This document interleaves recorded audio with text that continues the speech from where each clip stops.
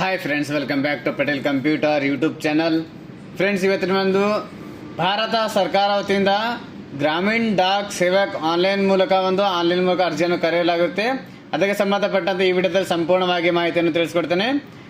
ಮೊದಲಿಗೆ ನಮ್ಮ ಚಾನಲ್ಗೆ ಏನಾದರೂ ನೋಡ್ತಾ ಇದ್ರೆ ನಮ್ಮ ಚಾನಲ್ಗೆ ಸಬ್ಸ್ಕ್ರೈಬ್ ಆಗಿ ಹಾಗೂ ಪಕ್ಕದಲ್ಲಿರುವ ಬೆಲ್ ಬಟನ್ ಅನ್ನು ಆನ್ ಮಾಡೋದನ್ನ ಮರಿಬೇಡಿ. ಸೊ ಫ್ರೆಂಡ್ಸ್, ಯಾವುದು ಅಪ್ಲಿಕೇಶನ್ ಯಾವ ರೀತಿಯಾಗಿ ಅಪ್ಲಿಕೇಶನ್ ಆಗಬೇಕು, ಹಾಗೂ ಯಾವುದು ವೆಬ್ಸೈಟ್ ವಿಳಾಸ ಇರುತ್ತೆ, ಹಾಗೂ ವೇತನ ಶ್ರೇಣಿ ಎಷ್ಟಿರುತ್ತೆ, ಯಾರ್ಯಾರು ಎಲಿಜಿಬಲ್ ಇದ್ದಾರಾ, ಯಾವ ಕ್ವಾಲಿಫಿಕೇಶನ್ ಬೇಕು, ಪ್ರತಿಯೊಂದು ವಿಡಿಯೋದಲ್ಲಿ ಸಂಪೂರ್ಣವಾಗಿ ಮಾಹಿತಿ ತಿಳಿದುಕೊಳ್ಳೋಣ. ಸೊ ಮೊದಲನೇದಾಗಿ ಯಾವ್ಯಾವ ಪೋಸ್ಟ್ ಬಗ್ಗೆ ಮಾತನಾಡೋಣ. ಮೊದಲನೇದಾಗಿ branch post master, assistant branch post master, Dak Sevak ಎಂಬ ಈ ಒಂದು ಹುದ್ದೆಗಳಿಗೆ ಆನ್ಲೈನ್ ಮೂಲಕ ಅರ್ಜಿಯನ್ನು ಕರೆಯಲಾಗಿರುತ್ತೆ. ಸೊ ಇದಕ್ಕೆ ಆನ್ಲೈನ್ ಮೂಲಕ ರಿಜಿಸ್ಟ್ರೇಷನ್ ಮಾಡುವಂತ ದಿನಾಂಕ ನೋಡಬೇಕಾದ್ರೆ 31 ಜನವರಿ 2026ರಿಂದ 14 ಫೆಬ್ರವರಿ 2026ರವರೆಗೆ ಒಂದು ಆನ್ಲೈನ್ ಮೂಲಕ ರಿಜಿಸ್ಟ್ರೇಷನ್ ಮಾಡುವ ಒಂದು ಆಪ್ಷನ್ ಕೊಡಲಾಗುತ್ತೆ. ಸೊ ಅದೇ ರೀತಿಯಾಗಿ ಸಬ್ಮಿಷನ್ ಆಫ್ ಆನ್ಲೈನ್ ಅಪ್ಲಿಕೇಶನ್ ಅಂತ ಇದೆ. ಯಾವ ಡೇಟ್ಗೆ ಆನ್ಲೈನ್ ಮೂಲಕ ಅರ್ಜಿಯನ್ನು ಸಲ್ಲಿಕೆ ಮಾಡುವ ಸ್ಟಾರ್ಟ್ ಆಗುತ್ತೆ ಅಂದ್ರೆ 2 ಫೆಬ್ರವರಿ 2026ರಂದು ಪ್ರಾರಂಭವಾಗುತ್ತೆ. ಸೊ ಅದೇ ರೀತಿಯಾಗಿ 16/2/2026ರಂದು ಕೊನೆಯ ದಿನಾಂಕವಾಗಿರುತ್ತೆ. ಹಾಗೂ ಅದೇ ರೀತಿಯಾಗಿ ಈ ಒಂದು ದಿನಗಳ ಕಾಲ ಅಂದ್ರೆ 2 ಫೆಬ್ರವರಿ 2026ರಿಂದ 16/2/2026 ಒಳಗಾಗಿ ಆನ್ಲೈನ್ ಮೂಲಕ ಪೇಮೆಂಟ್ ಫೀ ಇರುತ್ತೆ. ಅದು ಕೂಡ ಇಲ್ಲಿ ಇದೇ ದಿನಾಂಕದ ಒಳಗಾಗಿ ನೀವು ಪೇಮೆಂಟ್ ಮಾಡಬೇಕು. ಸೊ ಅದೇ ರೀತಿಯಾಗಿ ಆನ್ಲೈನ್ ಮೂಲಕ ಏನಾದರೂ ಆನ್ಲೈನ್ ಮೂಲಕ ಅರ್ಜಿ ಸಲ್ಲಿಸುವಾಗ ಏನಾದರೂ ತಪ್ಪಾದಲ್ಲಿ ಅದಕ್ಕೆ ತಿದ್ದುಪಡಿ ಮಾಡೋಕ್ಕೋಸ್ಕರ ಕರೆಕ್ಷನ್ ವಿಂಡೋ ಓಪನ್ ಆಗುತ್ತೆ. 18 ಫೆಬ್ರವರಿ 2026ರಿಂದ 19 ಫೆಬ್ರವರಿ 2026ರವರೆಗೆ ಒಂದು ದಿನ ಕಾಲ ಇಲ್ಲಿ ಕರೆಕ್ಷನ್ ಮಾಡುವಂತ ಅವಕಾಶ ಕೊಡಲಾಗುತ್ತೆ. ಸೊ ಅದೇ ರೀತಿಯಾಗಿ ಯಾವ್ಯಾವ ಪೋಸ್ಟ್ ಇದೆ ಅಂತಂದ್ರೆ, ಮೊದಲನೇದಾಗಿ ಬ್ರಾಂಚ್ ಪೋಸ್ಟ್ ಮಾಸ್ಟರ್ ಅಂತ ಹೊಂದಿದೆ. ಬ್ರಾಂಚ್ ಪೋಸ್ಟ್ ಮಾಸ್ಟರ್ ಆದ ನಂತರ ಎರಡನೇದಾಗಿ ಇಲ್ಲಿ ಅಸಿಸ್ಟೆಂಟ್ ಬ್ರಾಂಚ್ ಪೋಸ್ಟ್ ಮಾಸ್ಟರ್ ಅಂತ ಒಂದು ಹುದ್ದೆ ಇರುತ್ತೆ. ಮೂರನೇದಾಗಿ ಇಲ್ಲಿ ಡಾಕ್ ಸೇವಕ ಎಂಬ ಒಂದು ಹುದ್ದೆಗೆ ಆನ್ಲೈನ್ ಮೂಲಕ ಅರ್ಜಿಯನ್ನು ಕರೆಯಲಾಗುತ್ತೆ. ಟೋಟಲ್ ಆಗಿ 3 ಹುದ್ದೆಗಳು ಖಾಲಿ ಇರುತ್ತೆ. ಅದರಲ್ಲಿ ಟೋಟಲ್ ನಿಮ್ಗೆ ಎಷ್ಟು ಹುದ್ದೆಗಳು ಖಾಲಿ ಇರ್ತವೆ ಅಂತಂದ್ರೆ ಅದರಲ್ಲಿ ನಿಮಗೆ ಇಲ್ಲಿ ಅದೇ ರೀತಿಯಾಗಿ ಇಲ್ಲಿ ವೇತನ ಶ್ರೇಣಿ ನೋಡೋಣ. ಮೊದಲನೇದಾಗಿ ಬ್ರಾಂಚ್ ಪೋಸ್ಟ್ ಮಾಸ್ಟರ್ಗೆ 12,000 ರೂಪಾಯಿಂದ 29,380 ರೂಪಾಯಿವರೆಗೂ ಇಲ್ಲಿ ಮಾಸಿಕವಾಗಿ ವೇತನ ಶ್ರೇಣಿ ಕೊಡಲಾಗುತ್ತೆ. ಎರಡನೇದಾಗಿ ಅಸಿಸ್ಟೆಂಟ್ ಬ್ರಾಂಚ್ ಪೋಸ್ಟ್ ಮಾಸ್ಟರ್ ಹಾಗೂ ಡಾಕ್ ಸೇವಕ ಎಂಬ ಹುದ್ದೆಗೆ 10,000 ರೂಪಾಯಿಂದ 24,470 ರೂಪಾಯಿವರೆಗೂ ಒಂದು ವೇತನ ಶ್ರೇಣಿಯನ್ನು ಕೊಡಲಾಗುತ್ತೆ. ಸೊ ಅದೇ ರೀತಿಯಾಗಿ ಎಲಿಜಿಬಿಲಿಟಿ ಕ್ರೈಟೇರಿಯಾ ನೋಡಬೇಕಾದ್ರೆ ಇಲ್ಲಿ ಒಂದು ಏಜ್ ಲಿಮಿಟ್ ಅನ್ನು ಕಟ್ಟಿರ್ತಾರೆ. ಮಿನಿಮಮ್ ಆಗಿ ಏಜ್ ನೋಡ್ತಾ ಇದ್ರೆ 18 ವರ್ಷವನ್ನು ಇಲ್ಲಿ ಪೂರೈಸಿರಬೇಕು. ಹಾಗೂ ಮ್ಯಾಕ್ಸಿಮಮ್ ಏಜ್ ನೋಡ್ತಾ ಇದ್ರೆ 40 ವರ್ಷದ ಒಳಗೆ ಗರಿಷ್ಠ ವಯೋಮಿತಿ ನಿಗದಿಪಡಿಸಲಾಗಿರುತ್ತೆ. ಇದರ ಒಳಗಾಗಿ ಯಾರ್ಯಾರು ಇರ್ತಾರೆ ಪ್ರತಿಯೊಬ್ಬರಿಗೆ ಒಂದು ಅರ್ಜಿಯನ್ನು ಸಲ್ಲಿಕೆ ಮಾಡಬಹುದು. ಅದೇ ರೀತಿಯಾಗಿ ನಿಮಗೆ ಏಜ್ ರಿಲ್ಯಾಕ್ಸೇಷನ್ ಕೂಡ ಇಲ್ಲಿ ಕೊಟ್ಟಿರ್ತಾರೆ. ಮೊದಲದಾಗಿ ಇಲ್ಲಿ ಕ್ಯಾಟಗರಿ ವೈಸ್ ಕೂಡ ಇಲ್ಲಿ ಏಜ್ ರಿಲ್ಯಾಕ್ಸೇಷನ್ ಕೊಟ್ಟಿರ್ತಾರೆ. ಇಲ್ಲಿ ನೋಡ್ತಾ ಇದ್ರೆ ಶೆಡ್ಯೂಲ್ ಕಾಸ್ಟ್, ಶೆಡ್ಯೂಲ್ ಟ್ರೈಬ್ ಅಂದ್ರೆ SC/ST ಅಭ್ಯರ್ಥಿಗಳಿಗೆ 5 ವರ್ಷ ಏಜ್ ರಿಲ್ಯಾಕ್ಸೇಷನ್ ಇರುತ್ತೆ. OBC ಅಭ್ಯರ್ಥಿಗಳಿಗೆ 3 ವರ್ಷ ಏಜ್ ರಿಲ್ಯಾಕ್ಸೇಷನ್ ಇರುತ್ತೆ. EWS ಗೆ ಯಾವುದೇ ರೀತಿಯಾಗಿ ರಿಲ್ಯಾಕ್ಸೇಷನ್ ಇರೋದಿಲ್ಲ. PWBD ಅಂತ ಹುದ್ದೆಗಳಿಗೆ ಒಂದು ಹ್ಯಾಂಡಿಕ್ಯಾಪ್ ಇದ್ದಂತ ಅಭ್ಯರ್ಥಿಗಳ 10 ವರ್ಷ ಇರುತ್ತೆ. ಅದರಲ್ಲಿ PWBD ಅಂತ ಅಂದ್ರೆ ಹ್ಯಾಂಡಿಕ್ಯಾಪ್ ಇದ್ದಂತ ಅಭ್ಯರ್ಥಿಗಳಿಗೆ OBC ಕಾಸ್ಟ್ ದವರಾಗಿದ್ರೆ 13 ವರ್ಷ ಏಜ್ ರಿಲ್ಯಾಕ್ಸೇಷನ್ ಇರುತ್ತೆ. ಸೊ ಅದೇ ರೀತಿಯಾಗಿ ಹ್ಯಾಂಡಿಕ್ಯಾಪ್ ಇದ್ದಂತ ಅಭ್ಯರ್ಥಿಗಳು SC/ST ಒಂದು ಅಭ್ಯರ್ಥಿಗಳಿಗೆ 15 ವರ್ಷಗಳ ಕಾಲ ನಿಮಗೆ ಇಲ್ಲಿ ಏಜ್ ರಿಲ್ಯಾಕ್ಸೇಷನ್ ಕಟ್ಟಿರ್ತಾರೆ. ಸೊ ಅದೇ ರೀತಿಯಾಗಿ ಇಲ್ಲಿ ಕ್ವಾಲಿಫಿಕೇಶನ್ ನೋಡ್ತಾ ಇದ್ರೆ, ಎಜುಕೇಶನ್ ಕ್ವಾಲಿಫಿಕೇಶನ್ ನೋಡ್ತಾ ಇದ್ರೆ ಯಾವುದೇ ಒಂದು ಬೋರ್ಡ್ ವತಿಯಿಂದ ಇನ್ನು SSLC ಪಾಸ್ ಆಗಿರ್ಬೇಕಂದ್ರೆ 10ನೇ ತರಗತಿ ಅಂದ್ರೆ ಪಾಸ್ ಆಗಿರ್ಬೇಕು.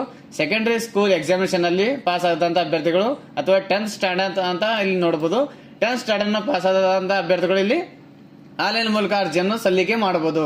ಸೊ ಅದೇ ರೀತಿಯಾಗಿ ಇಲ್ಲಿ ಅದರ್ ಕ್ವಾಲಿಫಿಕೇಶನ್ ಏನೇನು ಬೇಕು ಅಂತಂದ್ರೆ ನಾಲೆಜ್ ಆಫ್ ಕಂಪ್ಯೂಟರ್ ನಾಲೆಜ್ ಇರಬೇಕು, ನಾಲೆಜ್ ಆಫ್ ಸೈಕಲ್ ಓಡಿಸೋ ನಾಲೆಜ್ ಇರಬೇಕು. ನಿಮ್ಮ ಇದ್ದಂತ ಒಂದು ಲೈವ್ಲಿಹುಡ್ ಅಂದ್ರೆ ಯಾವ ಪ್ರದೇಶದಲ್ಲಿ ವಾಸ ಮಾಡ್ತೀರಾ ಅಲ್ಲಿಂದ ಲ್ಯಾಂಗ್ವೇಜ್ ಅನ್ನು ಬರ್ತಕ್ಕಂಥ ಅಭ್ಯರ್ಥಿಗಳು ಇಲ್ಲಿ ಕ್ವಾಲಿಫಿಕೇಶನ್ ಇರಬೇಕಾಗುತ್ತೆ. ಅದೇ ರೀತಿಯಾಗಿ ರಿಸರ್ವೇಷನ್ ಅಂದ್ರೆ SC/ST, OBC, ಹ್ಯಾಂಡಿಕ್ಯಾಪ್, EWS ಇವೆಲ್ಲ ಅಭ್ಯರ್ಥಿಗಳು ಆನ್ಲೈನ್ ಮೂಲಕ ಅರ್ಜಿಯನ್ನು ಸಲ್ಲಿಕೆ ಮಾಡಬಹುದು. ಸೊ ಅದೇ ರೀತಿಯಾಗಿ ನೀವು ಯಾವ ರೀತಿಯಾಗಿ ಆನ್ಲೈನ್ ಮೂಲಕ ಅರ್ಜಿಯನ್ನು ಸಲ್ಲಿಕೆ ಮಾಡಬೇಕು ಅಂತಂದ್ರೆ ಇಲ್ಲೊಂದು ವೆಬ್ಸೈಟ್ ವಿಳಾಸ ಕೊಟ್ಟಿರ್ತಾರೆ.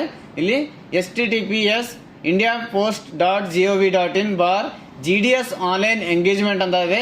ಈ ರೀತಿಯಾಗಿ ಗೂಗಲ್ ಅಲ್ಲಿ ಟೈಪ್ ಮಾಡಿದ್ರೆ ಇಲ್ಲಿಂದ ಅರ್ಜಿಯನ್ನು ಸಲ್ಲಿಕೆ ಮಾಡಬಹುದು. ಅದ ಇಲ್ಲಿ ಗೂಗಲ್ ಅಲ್ಲಿ ಬಂದು ಇಂಡಿಯಾ ಪೋಸ್ಟ್ GDS ಅಂತ ಇಂಡಿಯಾ ಪೋಸ್ಟ್ GDS